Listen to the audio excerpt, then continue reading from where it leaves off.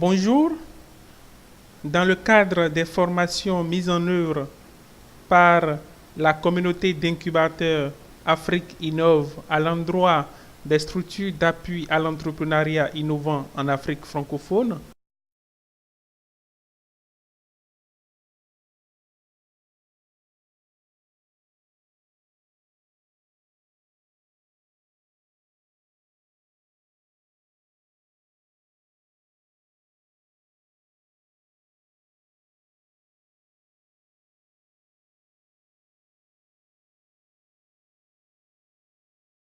j'ai le plaisir donc de vous entretenir sur le chapitre 2 qui est intitulé Créer, expérimenter et optimiser du module 4 Stimuler et gérer l'innovation du parcours Devenir un expert opérationnel. Je vous invite donc à un maximum de concentration pour tirer le meilleur de cette formation. Alors, je me présente. Je m'appelle Médard Agbayazon. Donc, j'ai environ 8 années d'expérience. J'ai débuté donc ma carrière professionnelle en tant que développeur d'applications. Je suis resté dans le freelance pendant un certain nombre d'années et j'ai eu à créer ma première entreprise juste en 2012, une entreprise donc qui intervenait donc dans les services numériques en général. Et après, j'ai eu à travailler pour plusieurs institutions nationales et internationales en tant que consultant. Et j'ai eu à mettre en place le premier Fab Lab du Bénin, donc Blow Lab, qui est un espace d'innovation numérique. Je vous dirai en détail tout à l'heure dans la formation ce que c'est qu'un Fab Lab et quelle est la valeur ajoutée qu'il apporte donc à la société en général. Et donc, depuis la mise en place donc, de ce Fab Lab au Bénin, j'ai eu donc à porter également plusieurs casquettes en tant que formateur, conférencier et surtout en tant que consultant en innovation sociale et numérique pour plusieurs institutions. Alors, j'aime bien cette citation de Saint-Exupéry qui dit l'idée n'est pas de prévoir l'avenir, mais de le rendre possible. Une citation qui justement incite à l'action. Et si vous voulez avoir plus de détails sur moi, sur les papiers que j'écris, sur mes réflexions, sur mes idées, sur mes positions, surtout sur les questions d'innovation numérique, vous pouvez consulter mon blog magbayazon.bj. En rappel des objectifs, il faut dire que vous serez d'abord en mesure de comprendre les différentes étapes du processus de l'innovation produit. C'est très important pour vous, structure d'appui à l'entrepreneuriat innovant, pour vous qui êtes dans la promotion quotidienne de l'innovation. Et deuxièmement, vous serez en mesure d'accompagner les startups et les petites et moyennes entreprises à mettre en place des produits innovants. Et enfin, nous vous essaierons donc de vous donner les éléments nécessaires pour stimuler et accompagner la mise sur le marché de produits innovants. La mise sur le marché étant justement l'une des dernières étapes du processus de l'innovation produit. Donc, nous allons essayer d'atteindre tous ces objectifs-là en un peu moins de 2 heures, un peu moins de 2 heures de temps.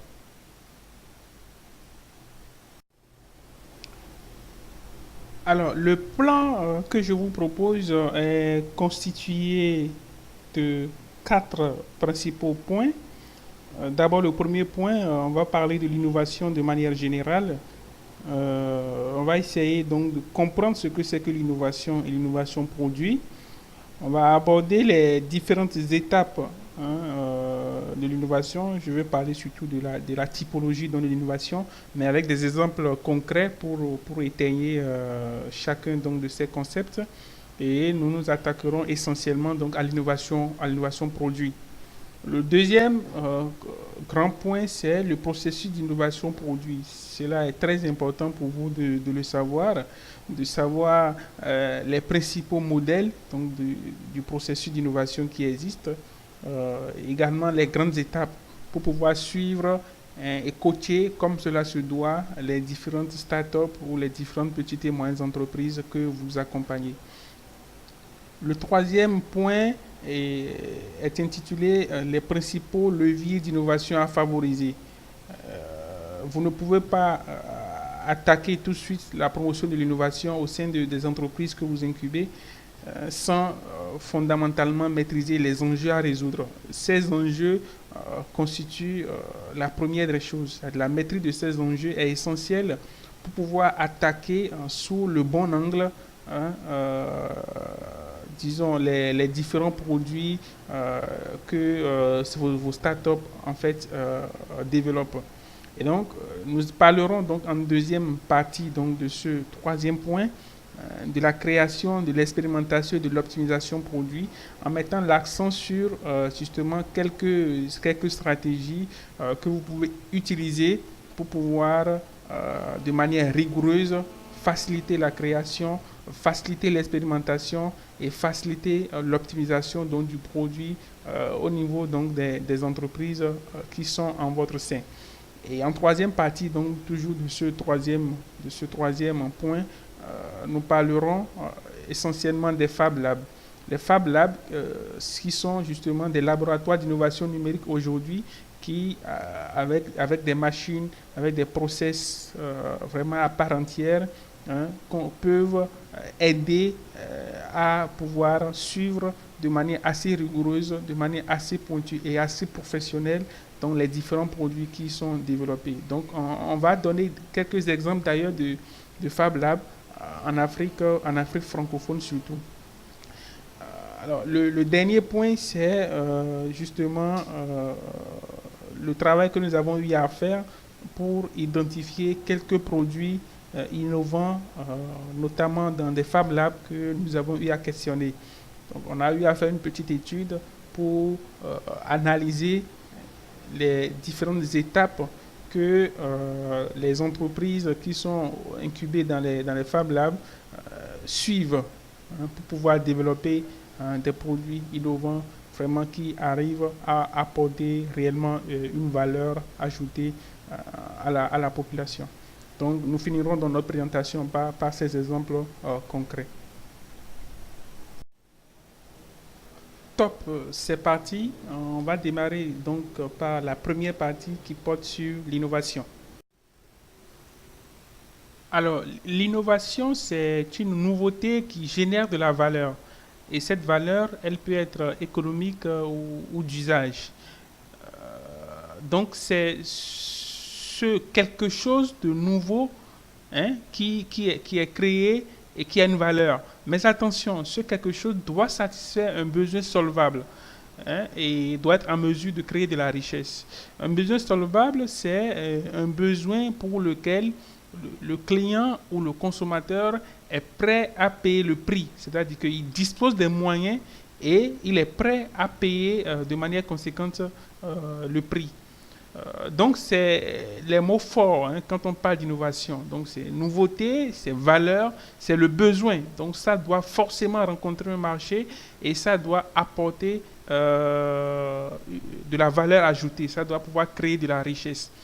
Mais c'est aussi, si vous voulez, l'action d'agir d'une manière nouvelle. Et donc, ça peut être un changement apporté dans un produit, ça peut être une modification apportée dans un process. Et vous comprendrez par la suite que l'innovation, en fait, peut ne pas concerner que le produit uniquement. Quand on va aborder euh, les différents types ou les différents niveaux d'innovation qui existent. En matière d'innovation, nous avons essentiellement deux principaux niveaux. On a l'innovation de rupture et l'innovation incrémentale. L'innovation de rupture, comme vous le constaterez, c'est la forme d'innovation la plus utilisée aujourd'hui un peu partout. Alors, c'est une forme d'innovation qui modifie profondément les conditions d'utilisation par le client. Elle bouleverse de manière assez remarquable les tendances, elle révolutionne un marché et surtout, ce qui est intéressant, c'est que elle crée de nouvelles habitudes de consommation et d'usage chez le client. Quand on parle d'innovation de rupture en Afrique, je pense que le premier exemple qui arrive, c'est M-Pesa, aujourd'hui au Kenya, qui est une banque mobile qui a bouleversé de manière assez remarquable les tendances. M-Pesa, c'est simplement un système de transfert d'argent par téléphone et qui est aujourd'hui étendu à plusieurs autres pays. Et aujourd'hui, d'ailleurs, dans certaines littératures, on qualifie ce service du service financier par téléphone portable ayant le mieux réussi dans les pays en développement. C'est simplement une innovation de rupture parce que ça a suscité de nouvelles habitudes de consommation, ça a révolutionné tout un marché, mais on peut aussi citer Cardiopad, qui est une tablette tactile mise en place par un Camerounais. Et cette tablette est, si vous voulez, équipée d'applications embarquées, mais dont l'usage est essentiellement médical. Aujourd'hui, cette tablette vous permet d'enregistrer, d'analyser l'activité cardiaque d'un patient et justement de les transmettre à un spécialiste qui peut à son tour produire un diagnostic. C'est une innovation de rupture parce que c'est un produit nouveau qui crée une nouvelle habitude au niveau des clients ou au niveau des consommateurs. Et il faut aussi rappeler que le cardiopad est conçu d'abord pour les populations les plus éloignées, c'est-à-dire des gens qui ne sont toujours pas en mesure d'avoir des services de santé qui ne sont pas vraiment loin de leur domicile. Et on peut aussi citer un exemple au Bénin, c'est le foyer à Tingan. À Tingan, pour dire l'arbre est sauvé. C'est un foyer écologique multifonction. Ce qui est intéressant au niveau de cette innovation, c'est que elle permet de répondre non seulement aux besoins domestiques, mais aussi aux besoins industriels. C'est justement un type, si vous voulez, de foyer qui se propose en fait de remplacer le bois, donc pas ce qu'on appelle la coque de noix de palme. C'est une innovation qui a été mise en place et qui est d'ailleurs en plein développement. Je pense que la commercialisation a démarré et les promoteurs déjà se font du chiffre. La deuxième forme d'innovation, qui cette fois-ci est mineure, c'est ce qu'on appelle l'innovation incrémentale.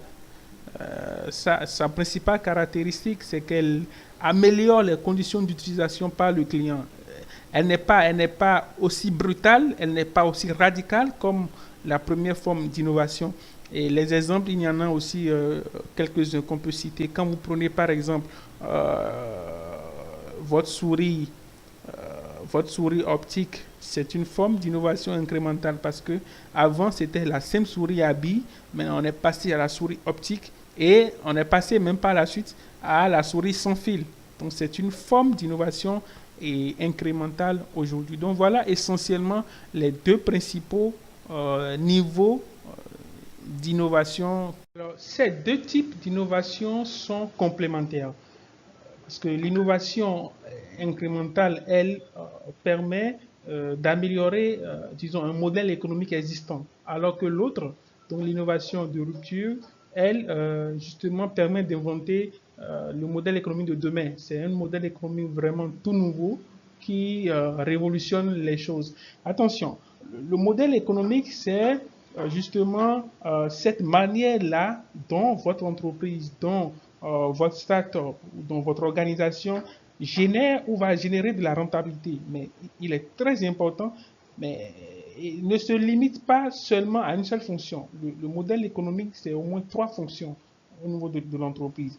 C'est à la fois le côté marketing, donc comment est-ce que votre projet ou votre produit, hein, vous arrivez en fait à pouvoir proposer de la valeur pertinente au client, comment est-ce que vous le vendez, mais aussi la fonction organisationnelle, comment est-ce que vous êtes structuré, est-ce que votre structuration est assez cohérente et assez performante, mais aussi un aspect financier qui est très important, parce que le modèle économique, c'est à la fois un modèle de revenus, donc comment est-ce que vous engrangez des ressources, mais aussi un modèle de coût, comment est-ce que vous faites face à vos charges. Donc c'est très important, hein, en tant que jeune start-upper ou en tant que jeune porteur de projet ou en tant qu'entreprise, de pouvoir, hein, élaborer un modèle économique très important. Vous allez voir qu'au niveau des deux types d'innovation dont nous avons parlé, qu'au niveau de l'innovation de rupture de manière importante, les projets, hein, ou les produits qui sont très innovants et qui bouleversent des tendances, c'est des projets qui ont un modèle économique, hein, très nouveau, très pertinent et qui facilement peuvent engranger de ressources. Alors, il y a plusieurs champs, hein, d'application de l'innovation. Nous avons d'abord l'innovation de procédés qui consiste à mettre en place ou à adopter, hein, des méthodes de production ou de distribution nouvelles ou remarquablement améliorées. J'aime bien donner l'exemple de la publication assistée par ordinateur qui a aujourd'hui pris place au procédé historique de typographie. Donc, facilement, avec votre ordinateur, vous pouvez préparer un document destiné, par exemple, à l'impression. Il y a aussi la vente sur Internet, hein, qui a bouleversé les choses.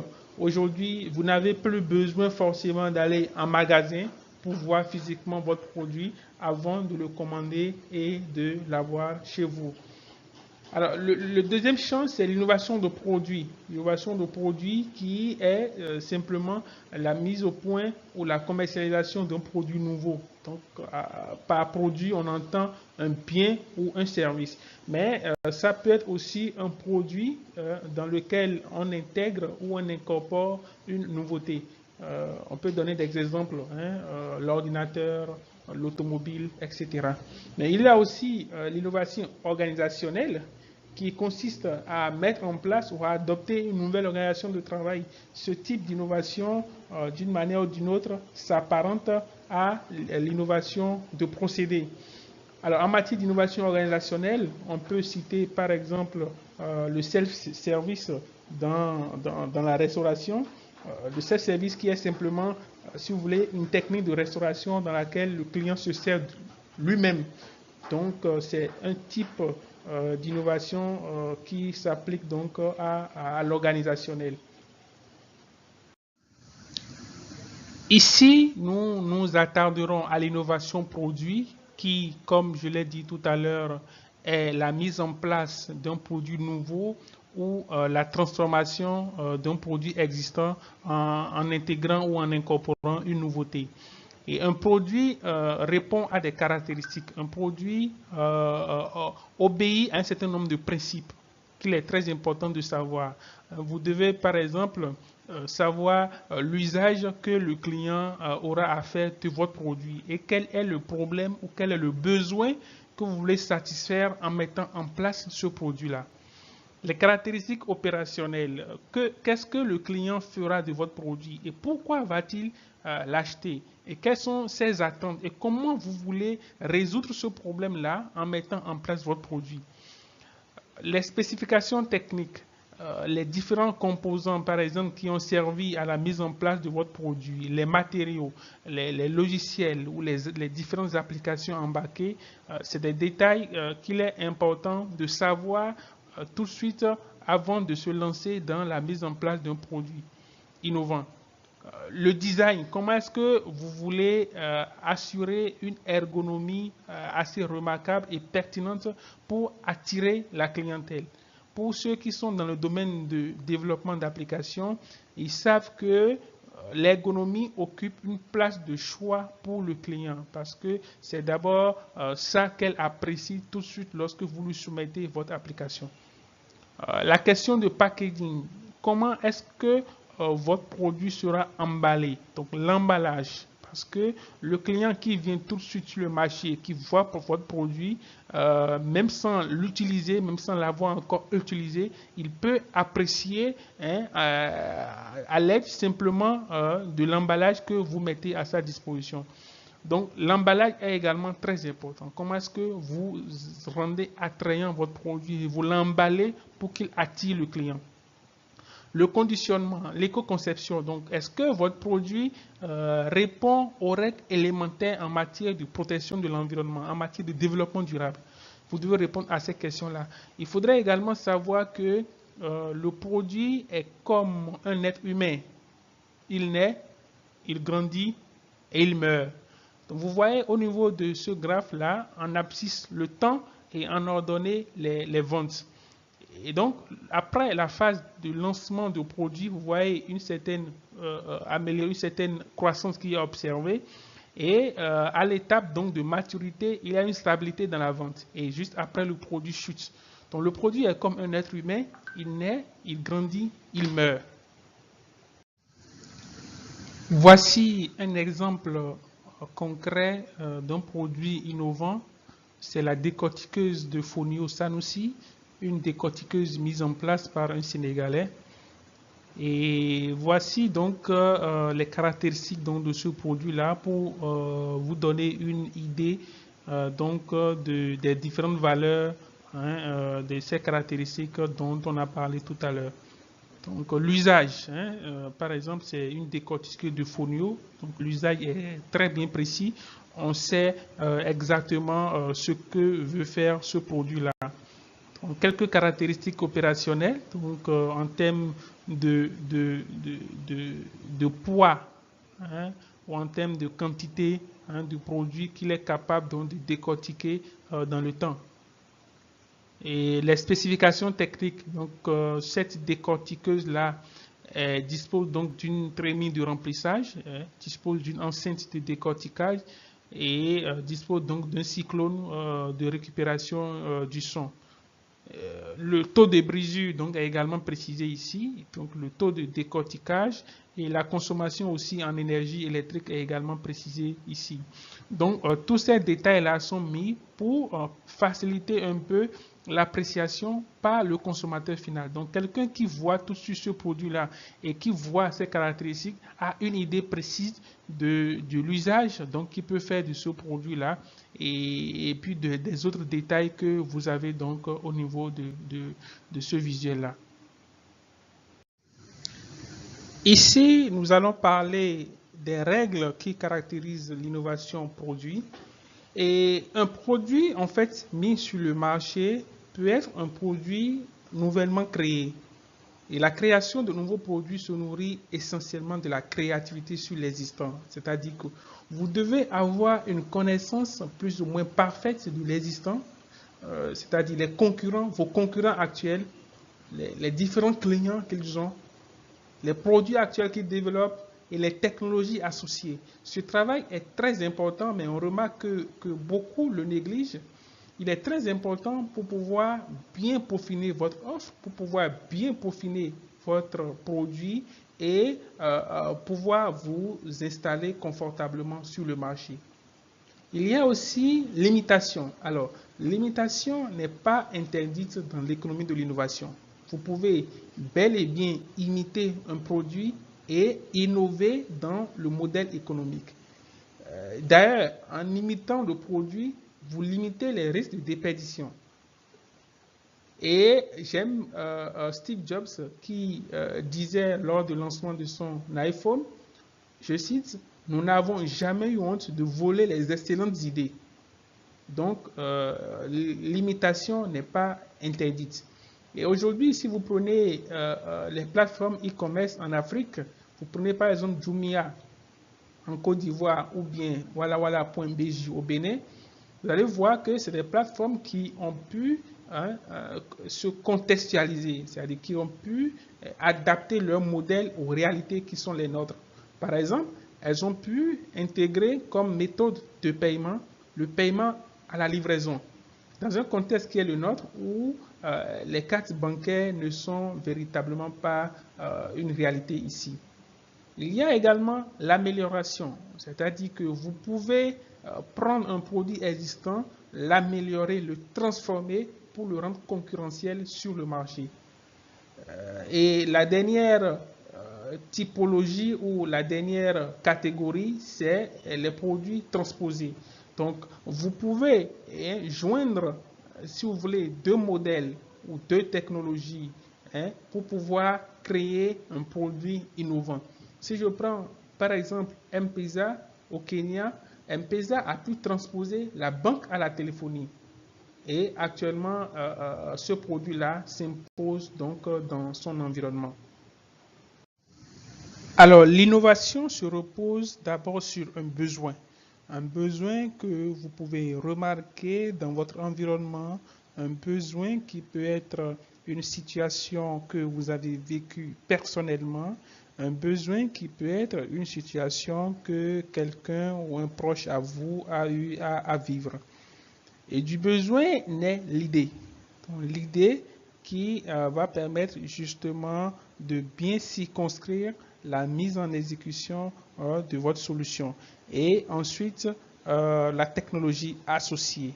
Donc, comment en réalité utiliser donc les technologies existantes ou votre propre technologie pour pouvoir solutionner ce problème que vous avez identifié. Si vous savez ce que c'est que l'innovation et ce que c'est que l'innovation produit, il vous faut savoir maintenant pourquoi innover. On a eu à détailler quelques raisons. Elles ne sont pas exhaustives, mais il faut savoir que on innove pour créer de la valeur. On innove pour conquérir de nouveaux marchés. Si par exemple vous avez déjà des produits sur le marché, vous pouvez innover donc dans un produit pour pouvoir conquérir de nouveaux marchés. Ça peut ne pas être dans votre environnement immédiat, ça peut être sous d'autres horizons, ça peut être dans d'autres pays, etc. On innove aussi pour réussir à l'exportation, parce que la concurrence étant très rude, pour pouvoir exporter vos produits et le rendre consommable ailleurs, vous pouvez opter pour l'innovation. On innove aussi pour améliorer son offre. On innove aussi pour anticiper, pour distancer la concurrence, pour garder le contrôle, oui, pour maîtriser le contrôle donc sur un produit donné ou sur une technologie donnée. On innove aussi pour gérer le changement ou bien pour mobiliser ses salariés si vous êtes dans une entreprise déjà où des salariés sont recrutés ou sont engagés pour pouvoir travailler sur votre produit. On peut aussi simplement innover pour survivre. Ce qu'il faut retenir de cette première partie, c'est que l'innovation et la création de produits innovants ne sont pas menées de manière aléatoire. Tout ça répond à une logique marketing, tout ça répond à des principes qu'il faut très bien suivre. Et l'innovation également est un processus organisé qui relève de la gestion de projet. Et vous vous rendrez compte tout à l'heure quand nous allons aborder donc le processus d'innovation que c'est un ensemble en fait d'étapes qu'il est très important de suivre pour pouvoir quitter correctement la phase d'identification de besoins jusqu'à mettre le produit sur le marché de manière vraiment assez pertinente, de sorte à impacter véritablement la communauté. Dans tous les cas, votre produit innovant doit être porteur d'une valeur. C'est très important. Et ça doit rencontrer un marché, ça doit pouvoir satisfaire un besoin solvable, un besoin pour lequel le client a les moyens, un besoin pour lequel le client est prêt à payer le prix. C'est à ces seules conditions-là que votre produit innovant peut bien se positionner sur le marché et peut réellement impacter la communauté et les populations qui sont véritablement ses cibles. Nous allons à présent aborder la deuxième partie de notre présentation. Donc, la deuxième partie qui est intitulée le processus d'innovation produit. Donc, ici, nous parlerons des principaux modèles d'innovation et des grandes étapes donc, à suivre dans la mise en place donc, de son produit innovant. Un processus, c'est un ensemble d'activités liées entre elles et exécutées en vue d'atteindre un objectif commun. Dans le cas d'espèces, c'est l'ensemble des activités mises en œuvre pour transformer une idée de produit en une réalisation effective. Et en matière donc de processus d'innovation produit, nous avons essentiellement trois modèles. Le modèle linéaire séquentiel, le modèle non linéaire séquentiel et le modèle par chevauchement. Donc dans les slides qui vont suivre, on va essayer de détailler la spécificité de chacun de ces modèles. Le modèle linéaire séquentiel se repose essentiellement sur trois fonctions: la recherche et le développement, la production et le marketing. Mais ici, la particularité, c'est que la coordination de ces fonctions ou la structuration de ces fonctions dépend essentiellement de la stratégie d'innovation à laquelle vous avez opté dans votre entreprise, dans votre start-up ou encore dans votre organisation. Si c'est la technologie push, cela veut dire simplement que la demande n'est pas clairement exprimée et identifiée.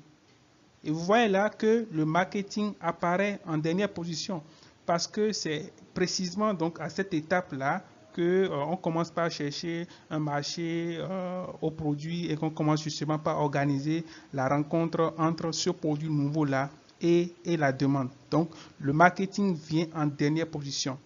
Cette stratégie donc technologie push est différente donc de la deuxième stratégie qui est le need pool ou encore le market pool qui elle demande forcément à ce que le besoin ou le produit à mettre en place réponde à un besoin bien exprimé par la clientèle.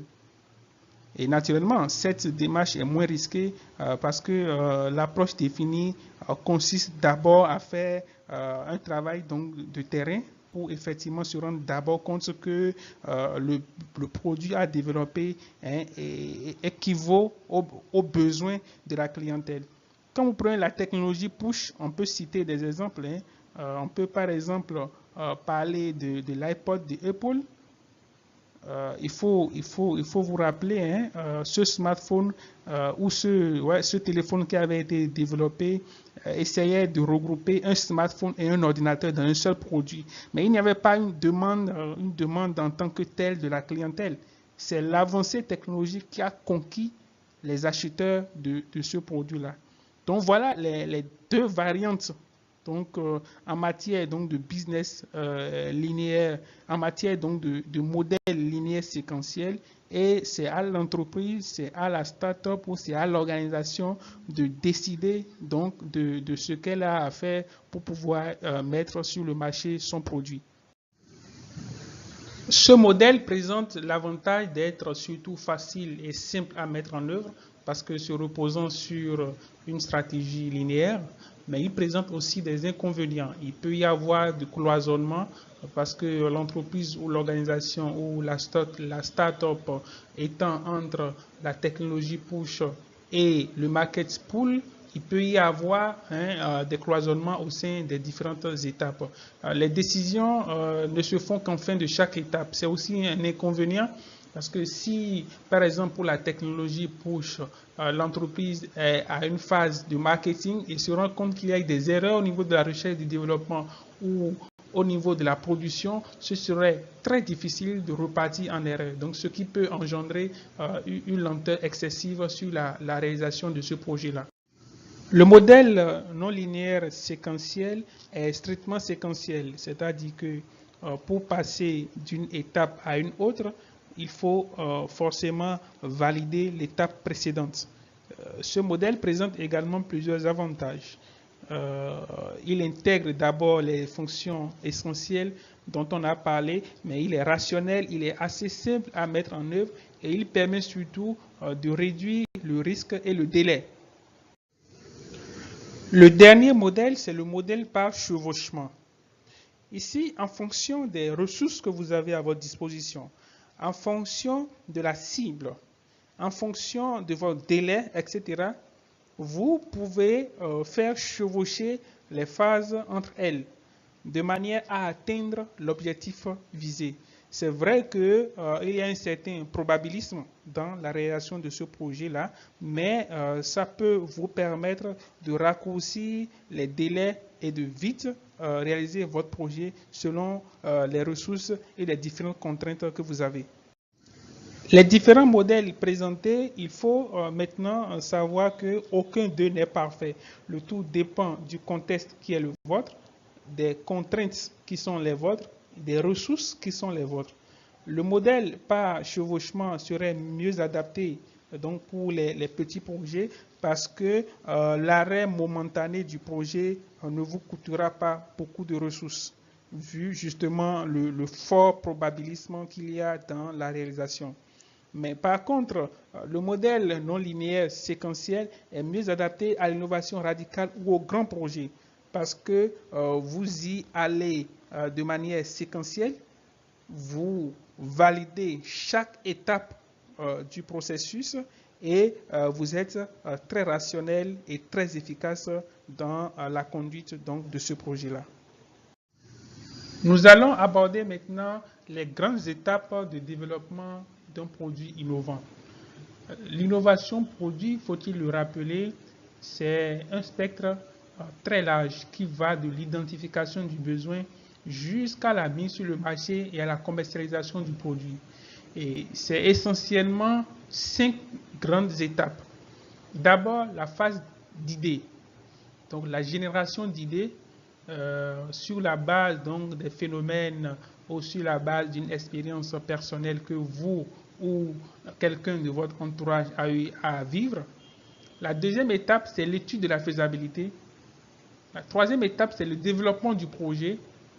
Ensuite, la phase de pré-lancement et la production et le lancement proprement dit du projet. C'est essentiellement les grandes étapes. Chacune des étapes peut avoir des sous-étapes que nous allons essayer de détailler tout à l'heure.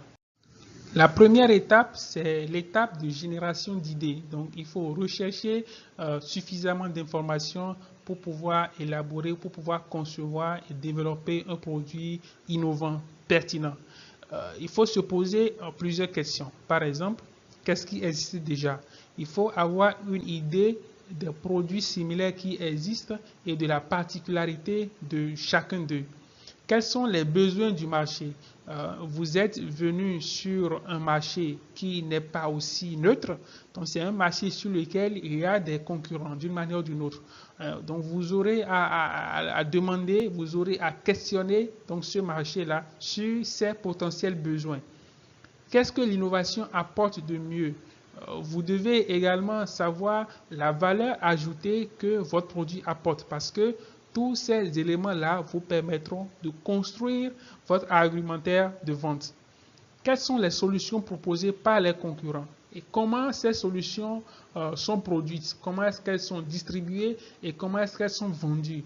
Parce que tous ces éléments aussi vous aideront à établir votre plan marketing et à élaborer votre modèle économique. Alors, il faut aussi se demander les contraintes réglementaires du marché, parce que vous êtes dans un pays qui a des lois qui fonctionnent, donc vous devez savoir les limites que vous avez et comment, de manière réglementaire, aborder ce marché-là que vous aurez justement à pénétrer. Ce marché-là dans lequel se situe votre cible, vos potentiels clients, vos potentiels consommateurs, etc. Voici quelques sources d'idées. Internet, par exemple, donc sur les moteurs de recherche, des recherches peuvent être faites sur des projets similaires. Également, les bases de données de brevets, les marques, les entreprises. Au niveau des chambres de commerce et d'industrie, je pense qu'il y en a dans tous les pays africains. Vous pouvez demander les bases de données donc des entreprises et voir comment vous inspirer ou comment exploiter les différentes idées de produits innovants. Les salons, les séminaires et les congrès ne sont pas à négliger parce que c'est dans ces activités qu'on rencontre d'autres entrepreneurs, d'autres start-upers qui ont peut-être des idées similaires et bien sûr qui peuvent être utilisées pour pouvoir mieux peaufiner son offre. Les magazines professionnels, les études prospectives, hein, les clients, les concurrents, les commerciaux, les distributeurs, aucune piste n'est à négliger parce que sans information sur son contexte, l'innovation perd son sens. L'étude de la faisabilité est la deuxième grande étape de ce processus. Et ici, il y a des livrables très bien précis à produire. Vous devez produire la présentation du projet, vous devez produire le cahier de charge et vous devez produire un planning assez détaillé de la réalisation de votre projet. Et vous devez vous poser plusieurs questions. Par exemple, les caractéristiques du produit que vous voulez mettre en place, les caractéristiques physiques et fonctionnelles. Est-ce que votre produit que vous voulez mettre en place, est-ce qu'il répond aux besoins que vous avez préalablement identifiés? Est-ce que c'est faisable? Et est-ce que votre potentielle clientèle est prête à payer le prix conséquent pour pouvoir consommer votre produit? Vous devez répondre à ces questions-là. Et également définir votre segment de marché, c'est-à-dire de manière assez spécifique les types de consommateurs qui sont susceptibles de consommer votre produit. Après avoir étudié la faisabilité donc de votre produit, vous pouvez donc à présent attaquer la phase de développement proprement dit. Et la phase de développement elle-même comporte un certain nombre de sous-étapes. Vous avez le maquettage. Le maquettage qui est une forme de simulation du produit. Attention, la maquette n'est pas faite pour fonctionner. C'est juste pour montrer à quoi va ressembler le produit final que vous envisagez mettre en place.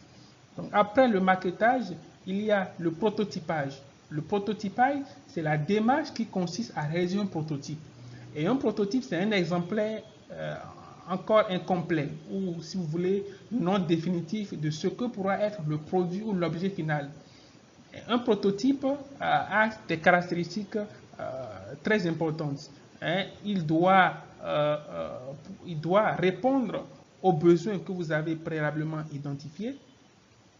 Donc, comprendre toutes les caractéristiques initiales de votre produit.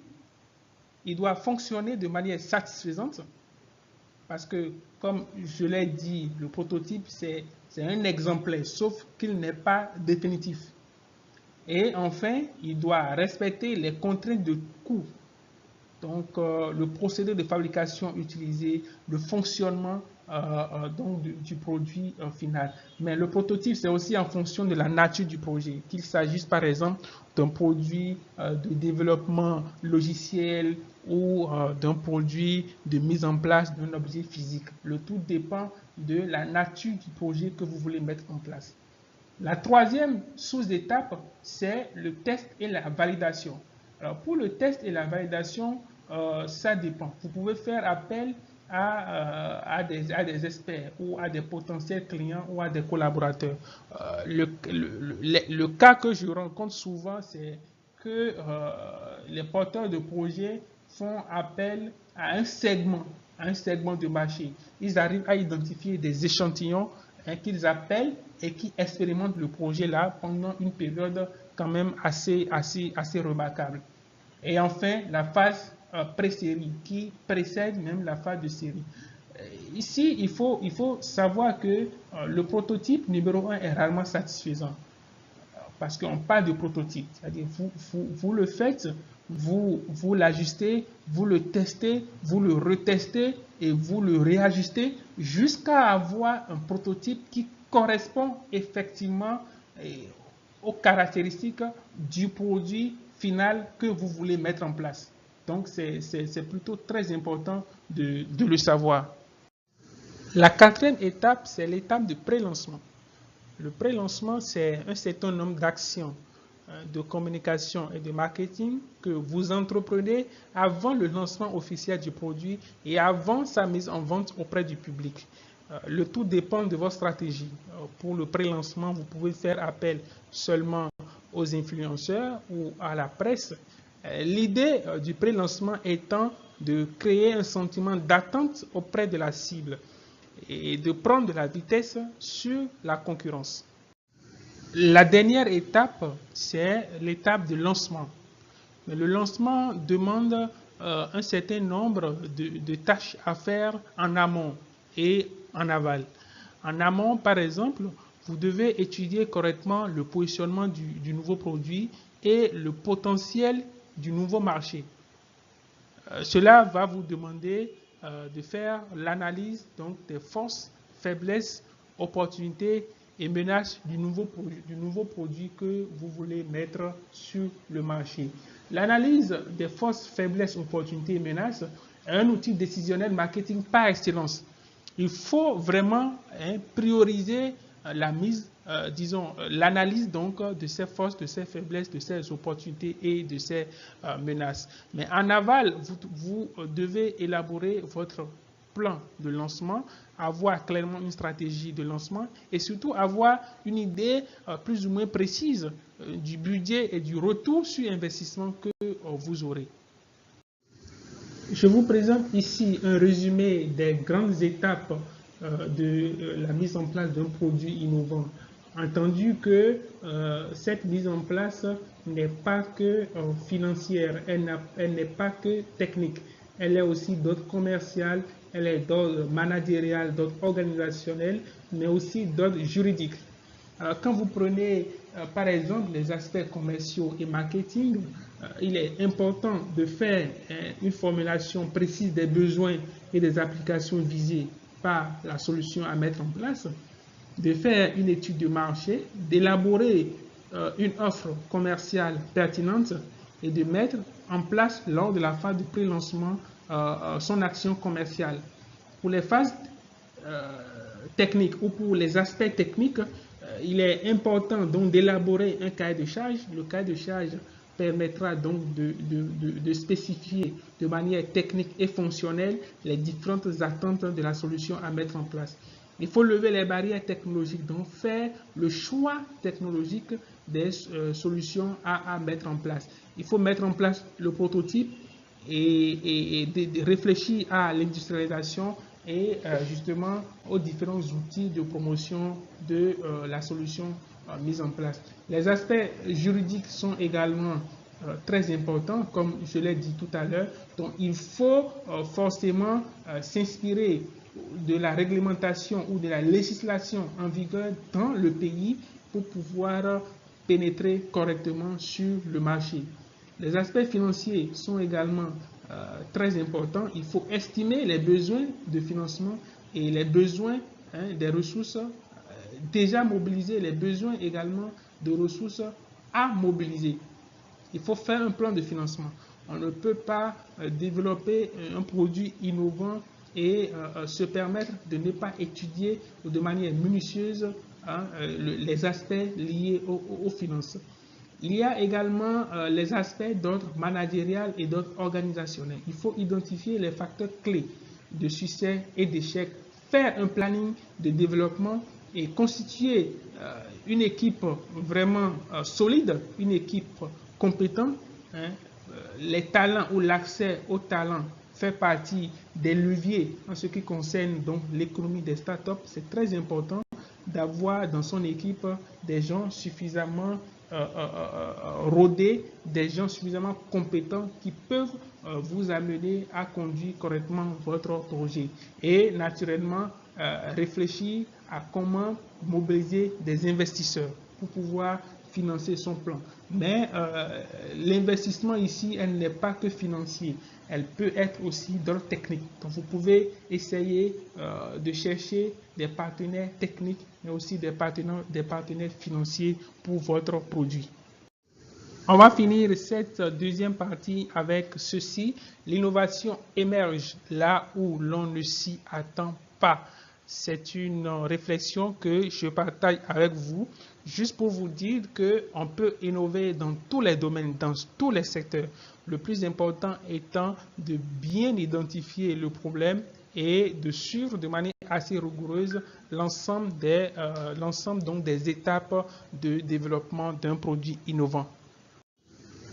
On va aborder maintenant la troisième partie de cette présentation, la troisième partie qui est intitulée « Principaux leviers d'innovation à favoriser ».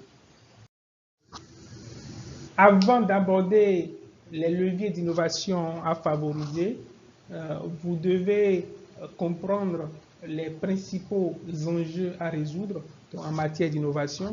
Vous, en tant que structure d'appui à l'entrepreneuriat innovant, vous qui êtes de manière permanente dans la promotion de l'innovation. Aujourd'hui, tous les experts s'accordent à dire qu'il y a essentiellement 8 enjeux abordés par l'innovation. D'abord, la question de priorisation des projets. Ensuite, la question des infrastructures, donc l'investissement technologique et numérique nécessaire. Ensuite, la question de l'agilité dans l'innovation, donc de manière à réduire les risques et les cycles. Ensuite vient la question de réduction des coûts, de manière à ce qu'il y ait une meilleure efficience et une meilleure consolidation de la chaîne de valeur. La question de l'alignement du marché, de manière à ce que les attentes des consommateurs soient effectivement prises en compte. L'autre enjeu, c'est la différenciation et le positionnement stratégique, de manière à ce qu'un accès meilleur, un accès de qualité soit fait sur le marché. La question de collaboration interne et externe. Aujourd'hui, il faut promouvoir l'innovation collaborative. Il y a également la question d'attractivité. Aujourd'hui, la rétention du personnel constitue une grosse problématique à aborder. Donc, vous devez comprendre ces principaux enjeux en vue donc de trouver des pistes intéressantes pour pouvoir développer des projets, pour pouvoir aider les entreprises qui sont en votre sein à tenir compte de ces enjeux-là pour développer des produits réellement innovants qui impactent leur communauté. Après avoir maîtrisé les principaux enjeux abordés par l'innovation, il faut maintenant trouver des solutions et des stratégies pour pouvoir créer, expérimenter et optimiser son produit. Aujourd'hui, il y a des machines, outils qui existent pour permettre donc de prototyper avec l'avènement surtout de la fabrication numérique. Donc vous avez des outils là, vous avez des imprimantes 3D, vous avez des fraiseuses numériques, vous avez des découpeuses laser, des découpeuses vinyle, mais aussi du matériel de prototypage. Là, vous avez une carte Arduino qui peut vous aider à réaliser de petits projets liés aux objets connectés là. Donc, il y a des machines-outils qui existent et qui peuvent, de manière très pertinente, vous aider à créer vos produits avant de les mettre sur le marché. Vous avez ici, par exemple, une imprimante 3D qui est une machine de fabrication numérique. La particularité de l'imprimante 3D, c'est qu'elle utilise une technique de fabrication additive, c'est-à-dire couche par couche, elle ajoute de la matière pour pouvoir créer un produit final. Mais un produit final que vous avez préalablement modélisé dans un logiciel ou dans un outil de modélisation. Alors, c'est une technique assez efficace parce que le prototypage est très rapide. Donc, vous pouvez prototyper et tester et revenir reprototyper pour que votre produit final réponde justement à vos attentes. Donc, c'est une technique également qui est utilisée dans presque tous les secteurs, donc de la médecine à la musique, en passant par l'architecture, l'alimentation et beaucoup d'autres secteurs. L'imprimante 3D peut fabriquer des formes allant de plus simples au plus complexes. Le plus important pour vous, c'est de modéliser correctement le fichier et de lui envoyer afin que l'imprimante justement s'occupe de la fabrication. On a plusieurs types d'imprimantes 3D. Alors avec l'imprimante 3D, on peut agir de manière remarquable sur la réduction des coûts. La réduction des coûts, parce que c'est une méthode vraiment nouvelle qui est très efficace et qui vous permet également d'être très rapide dans votre processus de création d'un produit. Alors, une autre machine de fabrication numérique, c'est la CNC ou la fraiseuse numérique. C'est une machine qui vous permet également de créer vos produits. Contrairement à l'imprimante 3D, la fraiseuse numérique utilise une technique de fabrication soustractive, c'est-à-dire qu'elle ne procède pas à enlèvement de couches jusqu'à vous sortir votre produit final, mais un produit final qui préalablement a été aussi modélisé avec un logiciel de modélisation. Donc c'est un prototypage également qui est très rapide, et qui vous permet justement d'avoir le contrôle sur tous les paramètres de coupe. Donc vous prototypez, vous le testez, et si ça ne répond pas à vos besoins, vous le reprototypez à nouveau. Donc la fraiseuse utilise presque toutes les formes de pièces, y compris les pièces les plus complexes. Mais attention, toutes les fraiseuses ne sont pas faites pour toutes les pièces. On a des fraiseuses qui sont faites spécialement pour certains types de pièces. Donc il faut vraiment en tenir compte. Et donc, cette technique de fabrication ou cette technique de création est également très économique et très rapide en ce sens que vous modélisez votre produit et vous le lui envoyez. Il suffit de maîtriser comment se fait la modélisation et il suffit de maîtriser comment est-ce que la fraiseuse marche et de faire tous les paramétrages nécessaires. Donc voilà une deuxième machine qui peut être utilisée pour créer vos produits, pour créer vos prototypes, tester ces prototypes-là et les reprototyper jusqu'à avoir le produit final que vous escomptez avoir. On peut également citer des outils de prototypage comme les cartes Arduino. Arduino aujourd'hui qui a révolutionné le monde des objets connectés. C'est une simple carte, c'est une technologie, mais c'est aussi un environnement de développement intégré. Arduino, c'est à la fois du soft et du hard.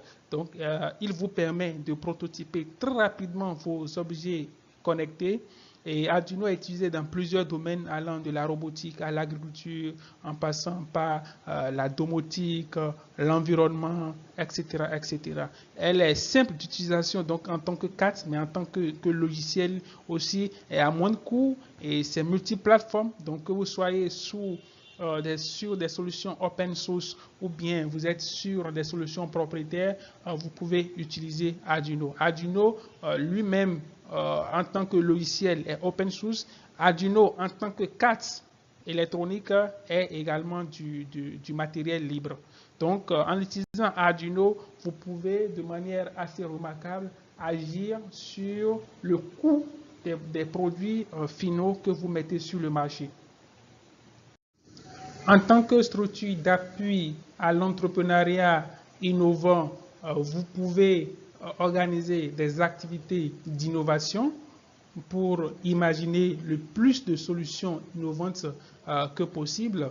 Vous pouvez par exemple faire recours au crowdsourcing, donc utiliser l'imagination collective, utiliser la créativité d'autres personnes pour réaliser des tâches que faisait peut-être auparavant une seule personne. Donc, en faisant ainsi, vous agissez sur certains enjeux de l'innovation. Vous pouvez organiser aussi des hackathons et d'autres types d'activités d'innovation Le plus important ici étant de mobiliser donc des communautés. Ça peut être des communautés d'utilisateurs, des communautés de simples geeks ou de simples passionnés qui peuvent vous aider à imaginer des solutions et qui peuvent vous aider à agir sur les principaux leviers de l'innovation. Des activités d'innovation peuvent être également très utiles pour expérimenter donc les produits. Parce que l'expérimentation du produit, c'est quoi? C'est la mise en place, si vous voulez, d'un processus où les usagers ou les potentiels consommateurs exploitent ou utilisent l'outil et font des retours. Donc, vous pouvez mettre en place au sein de vos structures d'appui à l'entrepreneuriat innovant des résidences d'innovation ouvertes. Donc, c'est des formes en fait d'activités où la communauté vient pour expérimenter votre produit ou justement la solution que vous avez eu à mettre en place. Donc, vous pouvez également mettre en place des bancs d'essai, donc avec la communauté d'usagers. Vous pouvez créer en votre sein donc des communautés de testeurs. Donc, c'est des gens qui sont là de manière plus ou moins permanente et à qui vous faites appel pour expérimenter vos produits. Mais l'expérimentation, ce n'est pas seulement sur site. Vous pouvez identifier des personnes ailleurs et leur demander d'expérimenter vos produits, de vous faire des retours. Et vous pouvez animer des communautés numériques et qui vont vous faire justement des retours sur les observations qu'ils ont eu à faire au niveau de l'outil que vous avez mis en place. Donc, en faisant ainsi, vous agissez également sur certains enjeux liés à l'innovation. Vous avez ici des solutions ou des stratégies qui vous sont proposées pour optimiser votre produit. Mais l'optimisation en elle-même est continuelle. Vous optimisez le produit expérimenté en recommençant le cycle d'innovation aux besoins. Donc, tant que le produit final ne répond pas aux caractéristiques précises de la solution que vous envisagez suite à l'identification du besoin que vous avez eu à faire, c'est que vous n'avez pas fini d'optimiser votre produit. Donc l'optimisation en elle-même est continuelle. Et elle peut se faire lors des ateliers d'évaluation multipartite prenante. Donc, les principaux acteurs, votre équipe, vous pouvez mobiliser toutes ces personnes-là pour vous aider justement à traiter les différents retours effectués par la communauté d'usagers ou par les testeurs ou encore par les différentes activités que vous avez eu à mettre en œuvre. En faisant également ainsi, vous agissez sur certains leviers de l'innovation. On va maintenant parler des Fab Labs. Les Fab Labs qui sont un type assez particulier, un type assez spécial de structure d'appui à l'entrepreneuriat parce qu'aujourd'hui, vous avez des Fab Labs qui font de l'incubation, qui font du coworking et qui sont de manière générale dans l'innovation numérique. Donc, c'est quoi un Fab Lab? Un Fab Lab, c'est un lieu pour imaginer, un lieu pour créer, un lieu pour réaliser.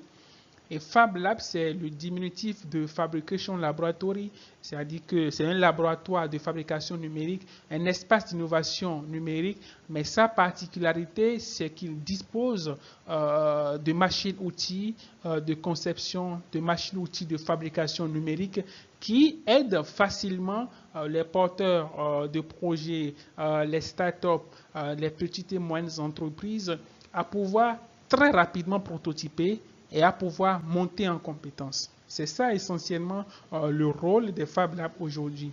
Donc, dans les Fab Labs, on fait du prototypage, donc du prototypage rapide, de l'invention, de la création, de la formation par l'action, donc c'est le do it yourself. Et donc, dans un Fab Lab, il n'y a pas de spectateurs, il n'y a pas d'usagers, il n'y a que de co-créateurs. Donc, c'est un espace également où les gens viennent bricoler, ils viennent se réapproprier les technologies. Donc, c'est pourquoi aujourd'hui, les Fab Labs sont l'antichambre des entreprises, mais aussi un espace privilégié pour les universités. Elles peuvent venir dans ces universités-là pour exploiter les différentes technologies qui sont mises en place. Donc, c'est de la production locale. La production locale, et vous pouvez venir avec un produit, avec un projet, avec une idée de projet dans votre tête. Lorsque vous venez dans un Fab Lab, le rôle de ce Fab Lab là, c'est de vous former, mais aussi de mettre à votre disposition des machines et des compétences qui vous aideront à développer ce produit avant que vous n'alliez à une échelle industrielle. Les Fab Labs sont en réseau. Les Fab Labs sont un réseau et sont en réseau, localement et mondialement. Et tout a commencé au MIT où l'un des professeurs du MIT a voulu créer un espace où on pouvait tout faire. Hein. C'est de là qu'est né le Fab Lab, donc qu'est né le concept de Fab Lab qui s'est dispersé, ou le concept s'est étendu un peu partout dans le monde. On a des Fab Labs qui sont dans des écoles, mais on en a aussi qui sont dans des universités, dans des lieux associatifs, des Fab Labs qui sont dans des incubateurs, des Fab Labs qui sont aussi des incubateurs. C'est très important de le dire. Les Fab Labs sont ouverts à tout le monde. Les Fab Labs sont ouverts à tout type de personnes, que vous soyez spécialiste donc en informatique ou des enseignants, que vous soyez un agriculteur, que vous soyez un environnementaliste, un biologiste, un littéraire ou un simple Jack. Le Fab Lab est à votre disposition pour vous aider justement à intégrer le numérique au sein de vos activités. Le Fab Lab est là pour vous aider à travers les machines disponibles à créer des produits innovants. Alors, c'est un espace qu'utilisent beaucoup les entrepreneurs, notamment les entrepreneurs qui sont en quête de dispositifs de prototypage rapide, parce que avec des machines à commande numérique qui très facilement et très rapidement qui peuvent vous aider à développer vos produits, vous pouvez donc venir pour utiliser également les compétences qui existent au niveau de ce Fab Lab. Et généralement, les Fab Labs ont des Fab Managers, donc des gens qui ont reçu la formation nécessaire, la formation en tant qu'animateur, mais aussi en tant que technicien, des gens qui maîtrisent les machines et qui peuvent facilement vous aider ou vous recommander à des spécialistes qui vous aideront. C'est aussi un espace ouvert pour les designers et les artistes, oui, en quête de plateformes souples et accessibles, mais aussi aux hackers, aux simple jack, aux bricoleurs désireux de passer à l'échelle supérieure. Les étudiants également viennent pour passer de la théorie à la pratique. Les Fab Labs, c'est un espace privilégié pour les étudiants. Les étudiants qui viennent avec leurs projets et qui utilisent les compétences disponibles pour pouvoir réaliser leurs maquettes, pour réaliser leurs prototypes, etc., etc. Alors, comment est-ce que les Fab Labs accompagnent l'innovation? Les Fab Labs accompagnent l'innovation en mettant à disposition, par exemple, des logiciels de modélisation. Donc, vous trouverez dans les Fab Labs les outils de modélisation 2D, 3D, etc. Inkscape, par exemple, vous trouverez Blender pour la modélisation 3D. Vous trouverez des machines à commande numérique, donc des imprimantes 3D, des fraiseuses numériques, des découpeuses laser, des découpeuses vinyle, même des machines à couture. Vous trouverez également des outils, des machines-outils qui peuvent facilement travailler du bois, du métal, des plastiques, du plexiglas, etc.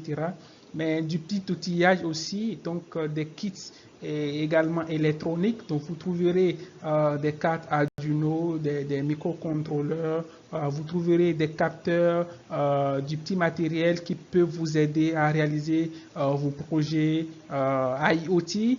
Mais aussi, c'est un espace de partage où vit une réflexion ouverte. Les Fab Labs, c'est d'abord un tiers-lieu, c'est un espace de vie, un espace qui n'est ni chez vous, ni votre bureau, mais quelque part où vous pouvez venir travailler et de manière collaborative, vous parlez de vos projets et vous avez la chance d'avoir des ressources humaines, donc des compétences qui peuvent vous aider à conduire votre projet. Donc c'est un espace de vie aujourd'hui, les Fab Labs. Voici quelques machines, outils à commande numérique que vous avez dans le Fab Lab.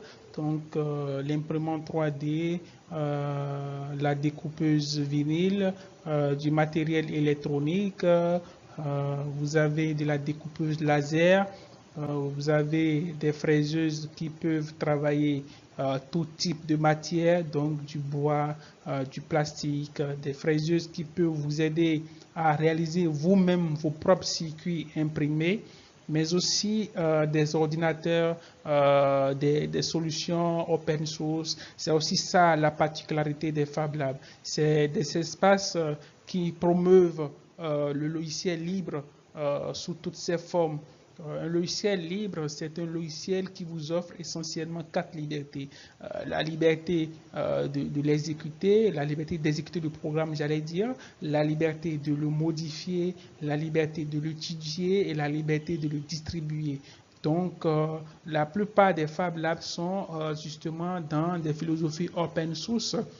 Il ne faut pas craquer les solutions parce que le risque est très grand lorsque vous les craquez, mais il faut plutôt promouvoir l'innovation. Et l'innovation se promeut sur des plateformes open source. Donc vous avez donc des solutions comme Blender, comme Inkscape, comme GIMP, GIMP qui est l'alternative open source à Photoshop. Donc vous avez également des langages open source qui sont utilisés, donc Python, Java et Arduino matériel comme Arduino logiciel, PHP pour faire du développement, etc., etc. Voici les matériels dont j'ai parlé tout à l'heure. Et de manière générale, le Fab Lab vous aide donc à quitter le monde virtuel pour le monde physique. Donc, vous avez ici les machines dont j'ai parlé tout à l'heure. Donc, l'imprimante 3D. Vous avez donc des circuits imprimés, des CAD, des microcontrôleurs, etc. C'est un lieu privilégié également pour faire de la robotique, de la domotique, vu justement l'ensemble des compétences et l'ensemble des machines disponibles au sein de cet espace. Les Fab Labs ont également de plus en plus à cœur de leur stratégie les enfants, mais aussi les personnes qui n'ont pas pu aller en fait à l'université. Je veux parler des décrocheurs où aujourd'hui des programmes spécifiques sont mis en place à leur endroit. Les laboratoires de fabrication numérique sont un type particulier de structure d'appui à l'entrepreneuriat innovant.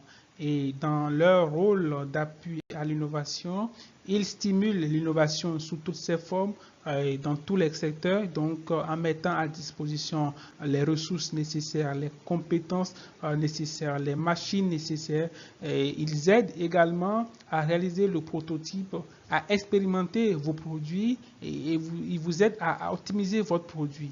Les Fab Labs aujourd'hui mettent en place tout cet écosystème qui peut vous aider en fait de l'idée, donc de la phase d'idée de votre produit jusqu'à la mise sur le marché.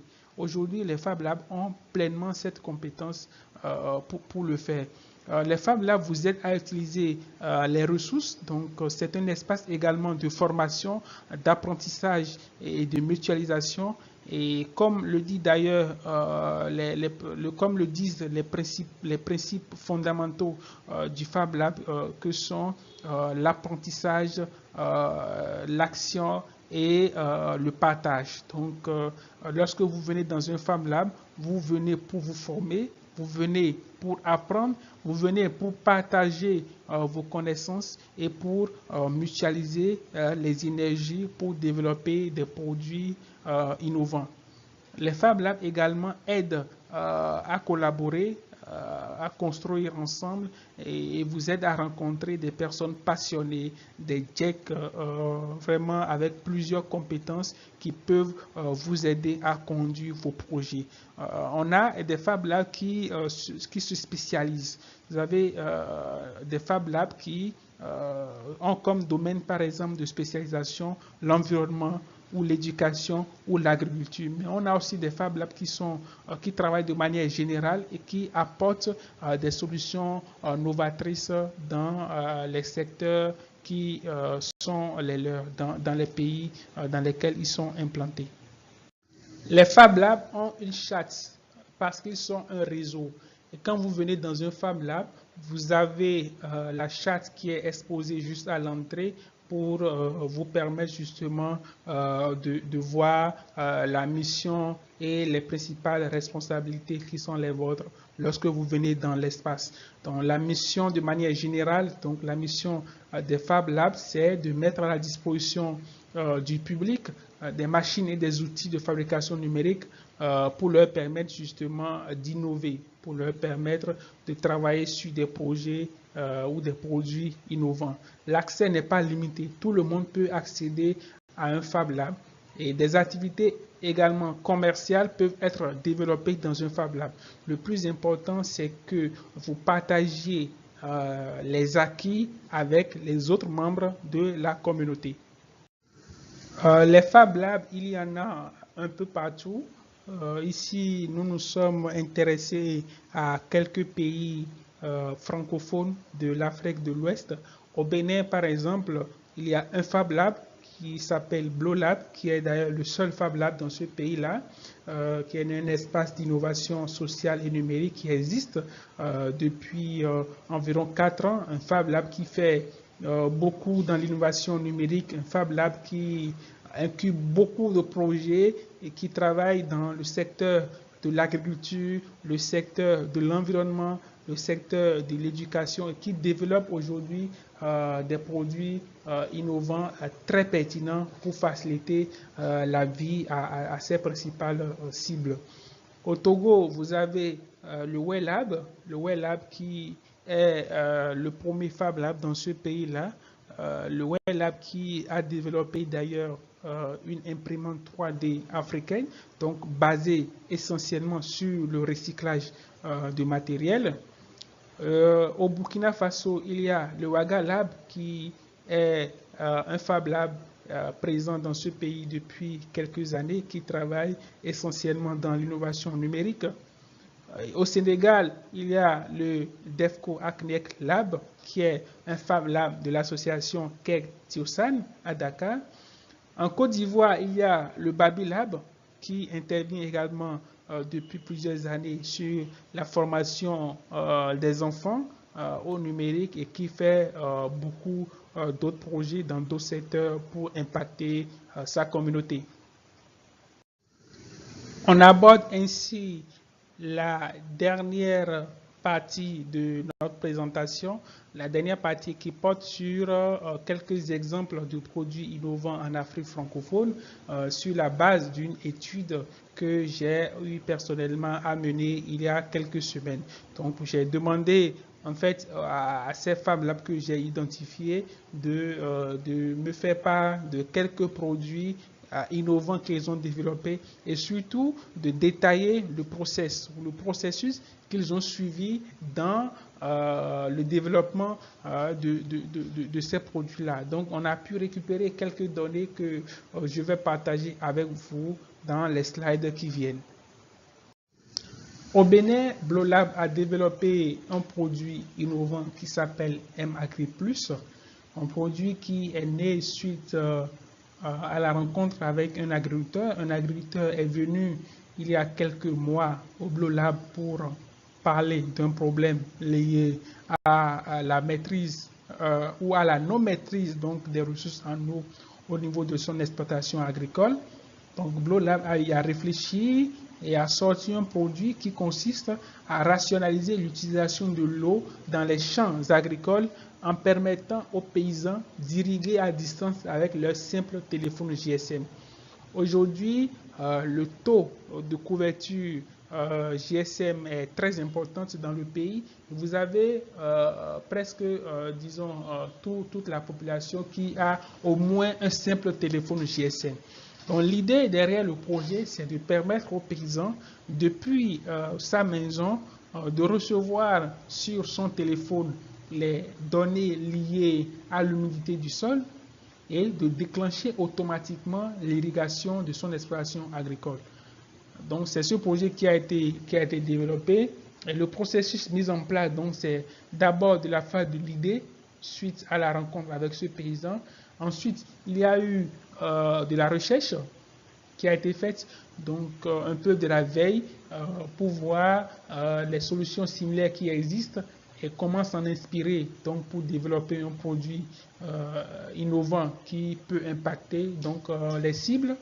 Et ensuite la phase de conception, la phase de prototypage et la phase de test. Actuellement, les jeunes, les différentes personnes qui travaillent sur ce produit sont en plein test donc du produit, et la difficulté mentionnée, c'est l'accompagnement financier.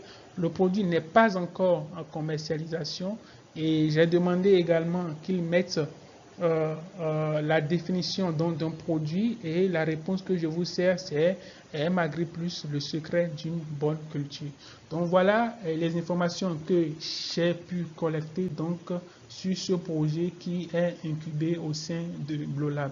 Comme d'ailleurs tous les autres projets qui sont incubés. Ce n'est pas le seul projet qui est incubé, il y a d'autres projets qui sont incubés, mais celui-ci nous apparaît très, très innovant. Ensuite, il y a ce produit-là qui s'appelle Adiaba, qui est développé par une start-up béninoise. C'est en fait un incubateur connecté qui permet de booster la production de chaque agriculteur en lui faisant profiter de peu d'efforts à fournir. Ça lui permet de dépenser moins en énergie et d'avoir le contrôle où qu'il soit. Donc, c'est un produit développé suivant le processus idée, conception, prototypage et test. Les difficultés qu'il rencontre sont essentiellement liées au manque de statistiques fiables pour les prises de décision et également le manque de ressources financières. Le produit est déjà en commercialisation, donc ils engrangent déjà, ils font déjà du chiffre. Et la définition phare qu'on peut retenir de leur produit, c'est ADIABA, l'incubateur connecté. Le troisième produit innovant que je vous présente s'appelle Magie. C'est un projet incubé au WellLab. Le WellLab qui est un Fab Lab qui est présent à Lomé au Togo. La source de l'idée, donc, c'est l'observation. La nature du projet, c'est matériel. C'est un projet qui permet de mesurer la qualité de l'eau et permet de géolocaliser les sources d'eau potable dans une région donnée. Le processus mis en œuvre, c'est l'idée, la conception, le prototypage et les tests. Comme difficulté, ils ont marqué le manque de soutien financier et l'indisponibilité du matériel électronique sur le marché. Le produit n'est pas encore en commercialisation, mais avec les discussions que j'ai eues avec eux, ils se préparent activement pour le mettre sur le marché. Et la définition fétiche qu'il faut retenir d'eux, c'est un laboratoire d'analyse d'eau réduit à un dispositif simple, mobile et connecté. Nous voici au thème donc de cette formation, et les trois principaux points à retenir sont l'innovation produit suit un processus organisé qui part de la bonne identification du besoin à la mise sur le marché. Alors vous devez savoir que l'innovation produit, c'est un processus. Le processus part de la bonne identification du besoin. Lorsque vous identifiez correctement votre besoin et vous peaufinez correctement votre idée et vous respectez le processus décrit dans la présentation, vous êtes sûr d'avoir un produit innovant qui va bien se positionner sur le marché. Ensuite, Le prototype numéro 1 est rarement satisfaisant. Il faut ajuster, il faut tester, il faut retester les produits jusqu'à avoir un produit qui répond aux besoins. N'oubliez pas le cahier de charge que vous avez préalablement établi. Dans ce cahier de charge, vous avez les principaux indicateurs. Donc, tant que le prototype ne répond pas aux besoins spécifiés, tant que le cahier de charge ne répond pas aux objectifs mentionnés dans le cahier de charge, vous n'êtes pas encore à la fin du développement de votre produit. Et enfin, il faut jouer sur les bons leviers au bon moment et intégrer les parties prenantes à votre projet, car le faire constitue un gage de succès du produit. Le développement d'un produit, ce n'est pas que technique. Le développement d'un produit est à la fois technique, commercial, juridique, financier, etc. Et vous devez savoir que dans le processus d'expérimentation de votre produit, vous devez impliquer les principaux acteurs. Vous devez impliquer la cible ou en tout cas un échantillon de votre cible qui vous aidera à pouvoir apprécier votre produit afin qu'il soit réellement concurrent. Je vous souhaite tout le meilleur. Développer des produits innovants pour le meilleur de notre continent. C'est la fin donc de cette formation sur le chapitre 2 qui porte sur créer, expérimenter et optimiser son produit. Ce chapitre 2 du module 4 du parcours devenir un expert opérationnel. N'oubliez pas de vous connecter sur la plateforme en ligne de la communauté d'incubateurs Afrique Innove pour poursuivre les échanges. Je vous remercie.